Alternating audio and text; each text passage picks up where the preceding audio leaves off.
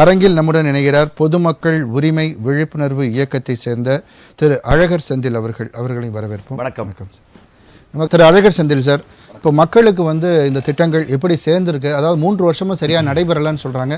நீங்கள் மக்களோட தொடர்ந்து கனெக்டில் இருக்கக்கூடியவங்க, இதை பற்றி நீங்கள் உங்களுடைய கருத்து என்ன? அதிமுக கொண்டு வந்த திட்டத்தை திமுக சரிவர நடத்தவில்லையா 3 ஆண்டுகளாக? நான் உங்களுக்கு எல்லாருக்குமே தெரியும், கட்சி சாராதவன். எந்த கட்சி நல்லது செஞ்சாலும் சப்போர்ட்டு, எந்த கட்சி தப்பு செஞ்சாலும் அதை நான் சுட்டி காட்டுவோம். இதுதான் எங்களுடைய விஷயங்கள். ஸோ அந்த வகையில் கட்சி பேதமின்றி ஏழை மக்களுக்கு உண்மையில் ஒரு வரப்பிரசாதம் அம்மா உணவகம் எத்தனையோ மக்களின் வயிற்று பசியை போக்கியதற்கு, அதுவும் அதிமுக பீரியடில் அம்மையார் ஜெயலலிதா இருக்கும்போது கொண்டு வந்தது. அதிகபட்சம் 20 ரூபாயில் அந்த ஒரு நாள் உணவை கொண்டு வந்தது அவர்களின் பெருமை. அதை ஆய்வு செய்து புத்துயிர் கொடுக்க முன் வந்த முதலமைச்சர் திரு ஸ்டாலின் அவர்களின் நடவடிக்கை அருமை. நான் இதை இவங்களையும் நான் தப்பு சொல்ல, அவங்களையும் தப்பு சொல்ல. எதை செஞ்சாலும் அரசியல் அப்படின்றது என்னுடைய விஷயங்கள் பார்க்காம நான் ஒரு பொதுமக்களாக பார்க்க வேண்டியதில் ஒரு 3-4 பாயிண்ட் நான் சொல்கிறேன். இவங்களுடைய ப்ளஸும் சொல்கிறேன், இவங்களுடைய ப்ளஸும் சொல்கிறேன், எங்கள் மைனஸ் என்ன ஏரியா ஆஃப் இம்ப்ரூவ்மெண்ட் சொல்கிறேன். என்னன்னு கேட்டிங்கன்னா, கட்சி உறுப்பினர்களை முதல் அதில் அதை கட்சி உறுப்பினர்களாக மாற்றுறது தவறு. அம்மாவை ஆரம்பிக்கும் போது பெண்கள் அப்படின்றதோட நிறுத்திக்கலாம். இப்போ கட்சி வரும்போது தான் எதிர்கட்சி அதை முடிக்கணும் அப்படின்னு நினைக்கிறாங்க. இதே நார்மலான ஒரு பெண்கள், அந்த மாதிரி பெண்கள் அங்கே பணிக்கப்பட்டிருந்தாங்கன்னா யார் வந்தாலும் என்னன்னா அது ஆட்டோமேட்டிக் நடந்திருக்கும். ஒரு பாயிண்ட். அப்போ நீங்கள் நியமனம் கேட்ட பணியாளர்கள் கட்சிக்காரங்கன்னு தெரியுங்களா? கட்சி நிறைய கட்சி உறுப்பினர் தானே, எவ்வளோ மீட்டிங்ல பார்த்துருக்கோம் நாங்கள். ஒன்று. ரெண்டாவது, இது அருமையான திட்டம் தான், இல்லைன்னு சொல்ல. எவ்வளோ பேர் நான் பார்த்துருக்கேன், ஆஃபீஸ் போகிறவங்க, குடும்ப பெண்கள், என்ன மிடில் கிளாஸில் கூட வாங்கி சாப்பிட்டு போகிறாங்க. ஏன்னா இது உண்மையிலே அந்த அளவுக்கு அந்த பெண்களை பாராட்டணும். ஏன் அப்படின்னா, சுத்தமாக நான் கூட நினச்சேன் அம்மாவனா ஐயோ அப்படின்னா சில அம்மாவெலாம் போய் சாப்பிட்டேன். நீட்டாக க்ளீனாக ஹைஜீனிக்காக வச்சு நான் வருஷம் சிறந்த அரசு பணியாளர் விருது கொடுக்கும் போது இவங்களையும் கூப்பிட்டு கொடுக்குறேன், ஊக்கப்படுத்துறேன். ஏன்னா அரசு துணை பணியாளர்கள் சொல்லிட்டு உங்களுக்கு கொடுத்து கொடுக்குறேன். அது ஐஏஎஸ் கேள் கொடுக்கும்போது அது பெருமைப்படுறது போர்வில் நடக்குது. 3வது, ஆனால் கடந்த ஆட்சியிலேயே இதில் ஒரு விஷயம் நான் குறைய சொல்லுவேன். என்னன்னா, சப்பாத்தி மாவு தரப்படவில்லை. 2020 திமுக இல்லை, 2020 யார் இருந்தா? அதிமுக. அப்போ சப்பாத்தி மாவு நேரத்தில் வரல. ஆனால் அது காரணம் அப்போ இருக்க முதல்வர் சொல்ல மாட்டேன், மினிஸ்டர்னு சொல்ல மாட்டேன். அங்கே இருக்கக்கூடிய சில பணியாளர்கள் அந்த சப்பாத்தி மாவை எடுத்துகிட்டு போய் எங்கேயோ இடத்துல இந்திக்கு நார்த் இந்தியன்ஸ்க்கு போய் விற்க ஆரம்பிச்சதும் இது அங்கே கிடைக்காம தக்காளி சோறு. இப்போ இன்னைக்கு ஒரு விஷயம் என்னன்னா, எச்சிலை தூக்கி போட்டார் முதல்வர் அப்படின்னு சொல்றாங்க இல்லையா? நான் எப்படி பார்க்குறேன் அப்படின்னா, நான் இன்னைக்கு சாப்பாடு சாப்பிட்டேன், வாயில் வைக்க முடியல. எப்போ அந்த 2020 சொன்னேன், நான் வாயில் வைக்க முடியல, நான் தூக்கி வெளியில் போட்டேன். இப்போ இவர் என்ன நினைக்கிறார், நான் எப்படி பார்க்குறேன்னா, நான் முதல்வர் சப்போர்ட்லாம் கிடையாது. நான் நிறைய விஷயங்களில் திமுக தவறு செஞ்சு சுட்டியும் காட்டிட்டேன். உடனே திமுக ஜால்ராவான்னு கேட்காதீங்க. இவர் தூக்கி போடுறது எதனால அப்படின்னா, அந்த சாப்பாடு வாயில் வைக்க முடியல, திருப்பி நம்ம அதை எடுத்துன்னு போனோம்னா இது யாராவது கொடுத்துட்டு போறாங்களோன்ற நேரத்தில் தூக்கி போட்டாலும் அந்த கோரில் போட்டுக்கலாம். எனக்கு தெரியல, அப்படி போட்டால் அது கீழே கொட்டி தான் ஆகணும் அப்படின்ற மாதிரி கான்செப்ட். இல்லை அவர் உண்மையில அது போட்டதுனா அவர் தவிர அவர் விளக்கம் கொடுக்கணும். எனக்கு அது தெரியாது. எனக்கு ஆனால் நான் நினைச்சேன், நான் ஒரு போஸ்டிங் இருக்கேன், ஒரு பெரிய லெவலில் இருக்கேன் அப்படின்னா அந்த சாப்பாடை கொட்டுங்கன்னு சொல்லியிருப்பேன். அது சொல்றது கொட்டுன்னு சொன்னா சாப்பாடு வேஸ்ட் பண்ணாலே நினைப்பேன். தரம் இல்லைன்ற மாதிரி எந்த மாதிரி தகவல் நான் சாப்பிட்டுருக்கேன். இல்லை, இந்த இடத்துல இவர் முதலமைச்சர் எடப்பாடி பழனிசாமி அவர்களே சொன்ன குற்றச்சாட்டிலே கூட என்ன சொல்லியிருக்காருன்னா, அது அவர் இன்ஸ்பெக்ஷன் போறாருன்றது முன்னாடியே தெரிவிச்சதுனால அவங்க அன்னைக்கு மட்டும் தரமா தரமா அந்த பெண்கள் ஏதாச்சும் நிகழ்ந்த நிகழ்வு தான். அது தவிர சாப்பிட்டு அங்கே போட முடியாது. சாப்பிட்டு அப்படி கையை உதரும் போது அது நடந்த ஒரு நிகழ்வு. அதை ஒரு பெரிய இல்ல, அது எனக்கு தெரியல. நான் சொன்னேன் 2 வகையிலும் பாக்குறேன். அப்படி அவர் வேணும்னே போட்டிருந்தா அது தவறு, அது வேணும்னே போடாம எனக்கு தெரியல, நானும் அதை பார்த்துட்டு தான் இருக்கேன். சோ அப்படின்ற போது நான் 2வது விஷயம் என்னன்னு கேட்டீங்கன்னா, இந்த பெண்களையும் குறை சொல்ல முடியாது. ஏன்னா காலையில ஷிஃப்ட், செகண்ட் ஷிஃப்ட் எல்லாம் போயிருந்தாங்க. இவங்க இந்த சமையல போகும்போது அந்த தரமான குவாலிட்டி அந்த கடந்த ஆட்சியிலையும் கொடுக்கல. நான் பொருட்கள், அந்த சமையல் பொருட்கள் தரமான பொருட்கள் இருக்குமான்னு செக் பண்ணணும். அதை செக் பண்ணல. இன்னைக்கு ஆய்வு வந்திருக்காரு. கண்டிப்பா யாரும் இதை பண்ணாலும் அரசியல், பண்ணலன்னா அம்மாவனத்தை கண்டுக்கலன்னு சொல்லுவாங்க, பண்ண அம்மாவனத்தை சப்போர்ட்னுவாங்க. ரெண்டுமே தப்பு அப்படின்றது நான் பதிவு பண்றேன். 2வது. 3வது பாத்தீங்கன்னா, இப்போ இந்த லேடிஸ் என்னன்னா அந்த அதிமுகவோட டச்சில் இருக்கிறாங்கன்னா என்ன ஒரு அட்வான்டேஜ் எடுத்துக்கிறாங்க அப்படின்னா, ஒரே ஒரு நிமிஷம் என்ன அட்வான்டேஜ் எடுத்துக்கிறாங்க? ஒரே ஒரு செகண்ட். நமது அரங்கிற்கு வந்திருக்கும் திமுக செய்தி தொடர்பாளர் திரு மதிவாணன் அவர்களை வரவேற்கும். வணக்கம் சார். சில பெண்கள் நான் சொல்லுவேன், என்ன சொல்லுவேன் அப்படின்னா, அம்மா உங்க ஆட்சி இல்ல, நீங்க லேட்டா வரீங்க, வர மாட்டேன்றீங்க, அட்டெண்டன்ஸ் போட மாட்டீங்க, நைஸா போயிடுறீங்க, யாரும் உங்களை கண்டுக்கலன்னு நினைக்காதீங்க, எல்லாருமே வாட்சிங்ல இருக்கீங்க, அதாவது இதை பண்ணாதீங்கன்னு சொல்லி சில பேர் சொல்றதும், ஒரு சில இடத்துல அந்த பொருட்கள் களவாடப்பட்டு பிரச்சனைகள்லாம் ஆகி அதை கையெல்லாம் பிடிச்சதெல்லாம் வந்தது. அதெல்லாம் ஒரு பக்கம் இருக்கு. அது 1-2 பேர். அது தவிர்த்து அதுக்காக மொத்த பேரையும் நம்ம குறை சொல்ல முடியாது. ஆனா இன்னைக்கு சொல்றேன், இது இந்த அந்த அம்மாவை சுத்தி இருக்கக்கூடிய அந்த அந்த புதர்லாம் இருக்கு இல்லையா, அதை கிளீன் பண்ணாம இதெல்லாம் நிறைய இருக்குது, இஷ்யூஸ் இருக்குது. ஆனா இது எல்லாமே முதல்ல நேரம் வரணும் விஷயம் இல்லை, அந்த பகுதியில் இருக்கவங்க பண்ணணும். இன்னொன்னா 2023 அம்மாவனத்தை மூடுறதுக்கு பிளான் பண்ணதாகவும் ஒரு விஷயம் வந்தது.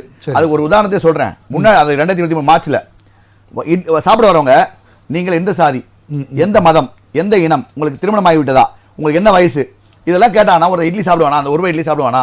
சாப்பிட மாட்டான். அவன் என்ன பண்ணா, என்னடா இது என்ன நமக்கு இப்படி இதுதான் கேட்பாங்கன்னு சொல்லிட்டு அதை என்னன்னா முதல்வரை திருப்திப்படுத்துவதற்காக யாரோ ஒருத்தர் செஞ்ச விஷமத்தனம் கூட இருக்கலாம்.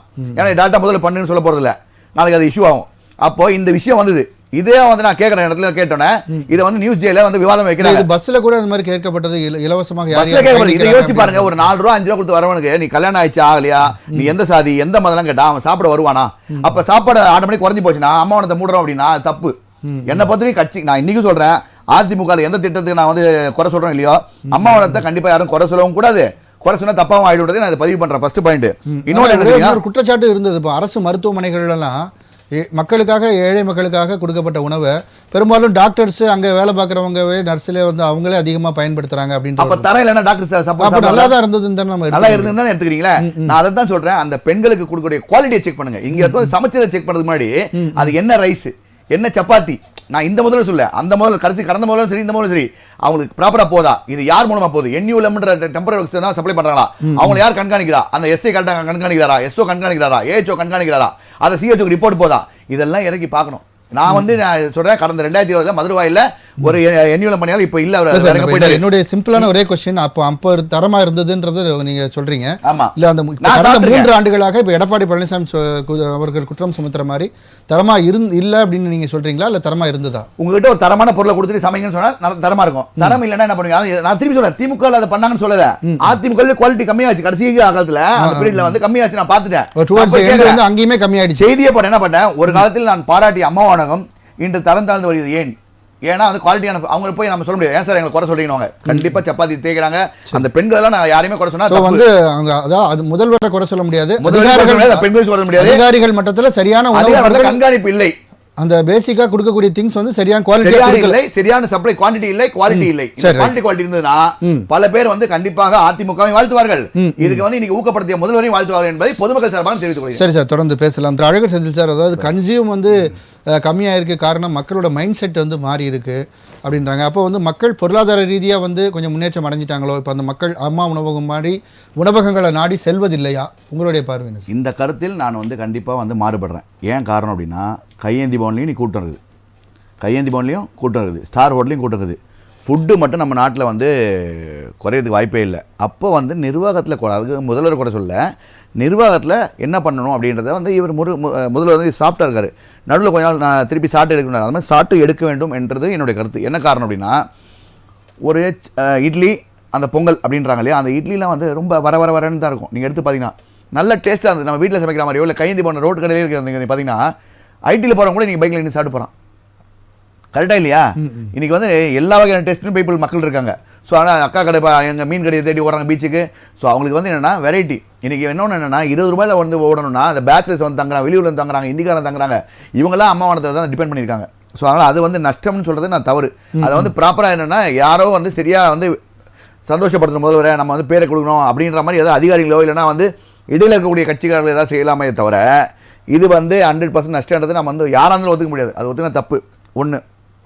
ரெண்டாவது, சார் கேட்டார் எந்த திட்டம். எனக்கு அதெல்லாம் நிறைய அரசியல் தெரியாது, அரசியலுக்குள்ள நம்ம இல்லைன்றனால இந்த 52 லட்சம் லேப்டாப்லாம் கொடுத்தாங்க மாணவர்களுக்கு, அது என்ன ஆச்சுன்றது நின்று போச்சு. ஸோ அதே மாதிரி தாலிக்கு தங்கம் திட்டம்னு ஒன்று கொடுத்தாங்க, அது மாறி புதுமை பெண் திட்டமாக மாறிச்சு. ஆனா அது என்ன சகோதரர் வந்து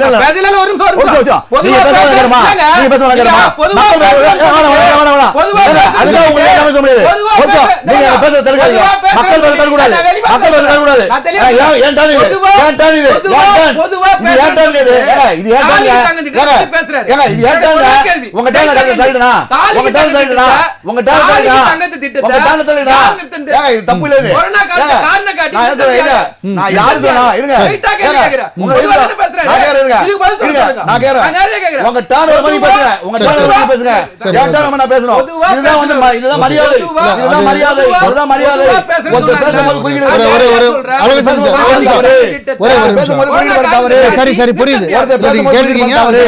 மாண்பு இல்லை. சரி சரி மரியாதை கத்துக்கொள்ளுங்க முதல்ல. சரி சரி சரி பேசுங்க. சரி பேசுங்க பேசுங்க. சரி சரி சரி ஓகே சார், கொஞ்சம் அமைதியா இருங்க.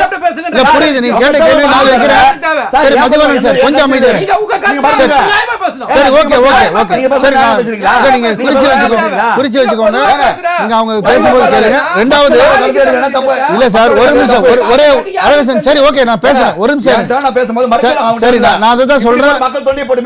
சரி சரி சரி நீங்க இல்ல இல்ல இல்ல வார்த்தைகளை விடாதீங்க ஒரு நிமிஷம் அமைதியா இருங்க. ஒரே ஒரு அரவிந்தன் சார் ஒரே ஒரு நிமிஷம் இருங்க நான் சொல்றேன். சரி சரி சரி ஒரே ஒரு நிமிஷம் அழகர் செந்தில் சார் ஒரு நிமிஷம் இருங்க சார். அதாவது தாலி தங்கத்திட்ட கொரோனா காரணமாக நிறுத்தியிருக்கலாம். அதற்கு பிறகு திட்டத்தை தொடராமல் கம்ப்ளீட்டா அதை மாத்திருக்காங்க உண்மைதான். சரி ஓகே ஓகே சரி ஓகே சரி ஒரே ஒரு செகண்ட் அவர் பேசி முடிக்கட்டும். மதிவாணன் சார் பேசி முடிச்ச சரி ஓகே அவர் பேசி முடிக்கட்டும். சரி ஓகே அவர் பேசி முடிக்கட்டும். அவர் மக்கள் தரப்பு வந்து எடப்பாடி தூங்குனாரு. இப்ப நிமிர்ந்து தூங்கினாரா? நான் என்ன கேட்டேன்? ஒரு எதிர்க்கட்சி தலைவரா இருக்காரு. நாங்க என்ன பேசணும் கேட்காம என்ன பேசுறீங்க? சரி ஒரு நிமிஷம் இருங்க அவர் பேசி முடிக்கட்டும். என்ன பேச காதுல விட நீங்க மறுங்க. குற்றச்சாட்டுன்னு சொல்றீங்க. சரி சரி அது மறுக்க குற்றச்சாட்டு தாங்க. நீங்க நோட் பண்ணிக்கோங்க. நீங்க மறுக்கலாம் சார். நீங்க உங்க டர்ன் வரும்போது உங்க டர்ன் வரும்போது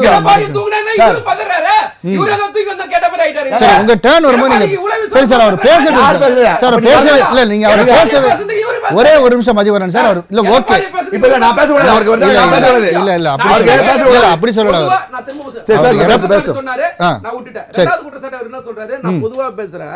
தாலிக்கு தங்க திட்டத்தை நிறுத்துனாங்கன்னு சொன்னாரு. இவ்வளவுதான் கேள்வி. தாலிக்கு தங்க திட்டத்தை யார் நிறுத்துறாங்க? அதான் சொன்னாரு சார் புதுமை பெண் திட்டமா மாத்திட்டாங்கன்றது அவர் சொல்லல. நான் அதுக்கு முன்னாடி சொன்னார் நான் 100% சொல்லிருக்காங்க 100% சமூக விட்டுறா நீங்க கட்சி வெளிய வந்துறீங்களா? 100% அழகர் செந்தில்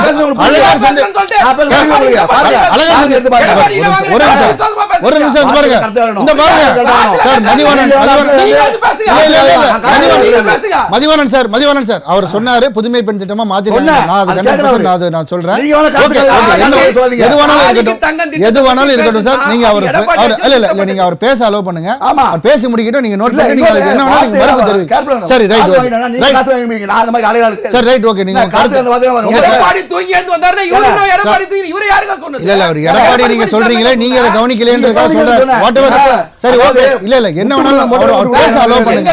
ஓகே சரி சார் நீங்க மறுக்கலாம் சார். அதுக்கு 100% உரிமை இருக்கு சார். அவர் பேச மட்டும் நீங்க அலோவ் பண்ணுங்க. அதுக்கு அப்புறம் நீங்க இல்ல இவர் யார் வேணாலும் பேச கூடாது. ஒண்ணு சரி நீங்க அதை விட்டுருங்க. விஷயத்துக்கு நான் இது மாதிரி என்ன சொன்னானே திமுக வந்து அவர் வந்து ஓகே சார் நீங்க சொல்லுங்க ரைட் அதை பேசி முடிச்சாச்சு. காதுல வாங்க மக்கள் சரி ஓகே அதை விடுங்க. அடுத்த விஷயத்துக்கு வாங்க. இதெல்லாம் மக்கள்கிட்ட ஆகாது சார். சரி சார் அது விஷயத்துக்கு வாங்க சார். அதை விடுங்க சார். இந்த மாதிரி மக்களாலும் இந்த மாதிரி கட்சிக்காரர்களும் தான் அரசுக்காக பெயர் வருகிறது. இப்போ என்ன எதுக்காக சொல்றேன்னா சில திட்டங்கள் வந்து இப்போ உதாரணத்துக்கு சொல்றேன். எம்டிசி கேமரா இப்போ கேட்டுருவாங்கல்ல 2021 கொண்டு வந்தாங்க. கேமரா வந்து 2500 கேமரா கொண்டு வரணும். எதுக்காக? நிர்பயான்ற மூலமா பஸ்ல வந்து காட்ட பொசிஷன் கண்டுபிடி இருக்கு. இன்னைக்கு வரையும் அந்த ஒரு பஸ்ல கூட கேமரா இருக்கா? நீங்க எந்த பொசிஷன்ல போனாலும் அந்த கேஸ் வந்து பெண்டிங்ல இருக்குது. இப்போ இதுக்கு என்ன பண்ணணும்? யார் கொடுக்கணும்? இது எந்த கட்சியும் தெரியாது. நான் திருப்பி சொல்றேன். நான் அரசியலுக்குள்ள வரலன்னு சொல்றேன். அப்ப இதே கள்ளக்குறிச்சி சம்பளத்துல 10 லட்சம் கொடுக்க சொல்லி கேட்டா 25 லட்சம் கொடுக்க சொன்னான்னு சொன்னாரு. அப்ப நான் என்ன சொன்னேன்? அவர் எடப்பாடி அவர் சொன்ன தப்புன்னு. அப்ப நான் எடப்பாடிக்கு நான் இதா பண்ணேன்னு. அப்ப அவர் சொன்ன தப்பு. அவர் கட்சி காசு கொடுக்க சொல்லுங்க. முதல்வர் பண்ணது அந்த யோசிச்சு தான் இதை பண்ணக்கூடாதுன்னு தான் நாங்கள் சொல்றோம். நான் ஆரம்பத்தில் சொன்னேன் காதுல வாங்கணும். அந்த தாலிக்கு